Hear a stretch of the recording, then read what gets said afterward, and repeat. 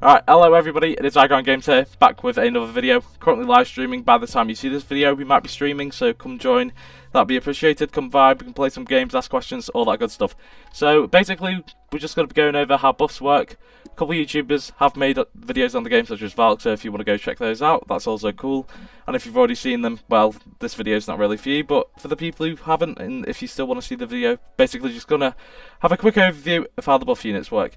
Now, there's quite a lot of buff units in this game. That's just common fact. If you have played the game, you know there is a lot of buff units. You need them for challenge mode, you need them for infinite mode, and they are very useful in the late waves, especially because you can stack them. There is a lot of them, and if you do actually get all of them, and you've got good traits on them, you got them maxed out and all that stuff, your units will be doing a lot more damage. So some units can be buffing everybody in their range, some of them aren't. Could we potentially list right now all the units that buff more than one in their range, like all the like people within the circle? I mean, there's only two, Nami and Sakura. So we've got Nami and Sakura. So yep. Sakura is the rare one you can see on my screen, and Nami is the one that I'm hovering over right now. As you can see, this Nami character. Both rare units, obviously pretty good when they get put into Mythical. Now, ones that you can only use one of, which is Sanji, which is a money unit. As you can see, it's the bottom upgrade you go for. Increases the range by 10%, increases by 15. Buffing ability, 25% damage for 8 seconds. And then allies damage for 50% instead of 25. And then, obviously, it has the gold that it can give you. Now, remember guys, since this only buffs one unit, what you want to try and do is you want to try and isolate your damage unit from the other buffs. So, for example, say if my Minecraft Steve was going to be the damage unit, I'd want to sell this guy. I want to put Sanji all the way over here so you can see that he is in range. So if I max him out, you can obviously see that he's in the range right here. So no other unit is currently at the moment. And if I want to do Sakura, I'd have to put her outside of the range, probably about here, depending on if it fits. There probably is a better way to do this. I've obviously used all mine, so I'll have to sell this one. Put it all the way back here. And honestly, we can try and put it back. We can try put it here. Let's see where the range is. Obviously, no, it's still in the range, so that would not work. But if we put it here, I'm not actually sure what Sakura's range is. Okay, that's pretty good range. So as you can see, not in the range, Sanji isn't there. So that means that the DPS unit is going to be getting 100% of the damage. If you had more units in there, then obviously it would be a 50-50 between which and obviously the maximum damage output per minute or whatever time frame you want to give it won't be 100% because the other buff unit would be getting the damage buffs or whatever buffs it is that obviously you don't need. And Sakura can take anybody, but she's put here because Sanji cannot.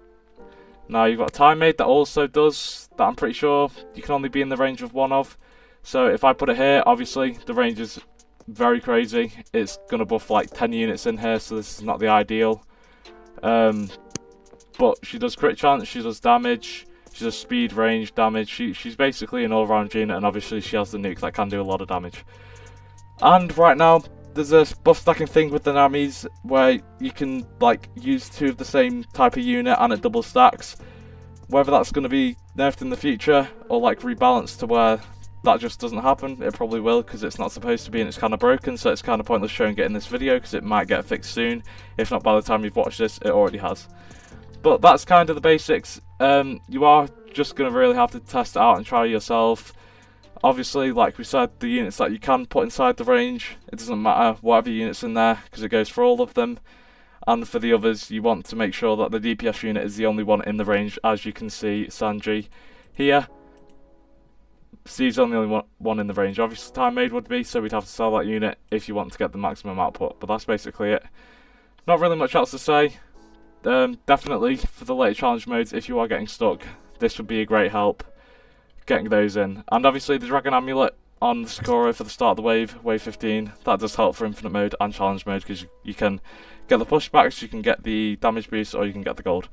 But that's basically it. If you guys had anything else to add on for stuff I haven't said, if you think anything's important. Not really, no. That's, I mean, basically it. Like, buff stacking most likely will get nerfed since, like I said, like, in the stream, your Goku can get 277 range. He can hit, like, 3 maps at once. Yeah.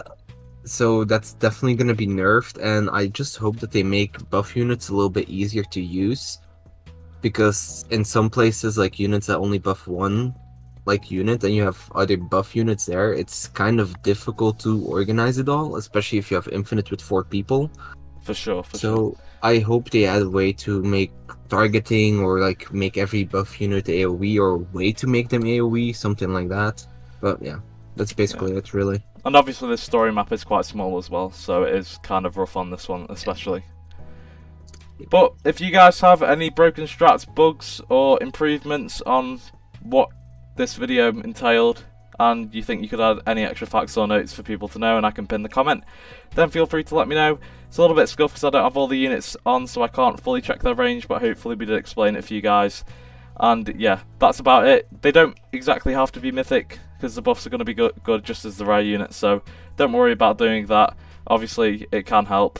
For example, Bulma does give more money at mythic, and so does Sanji. So those are probably ones you want to go for, as seen in the tier list we did yesterday. If you haven't seen that, check it out.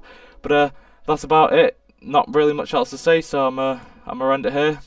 Thanks for watching. Peace. Peace.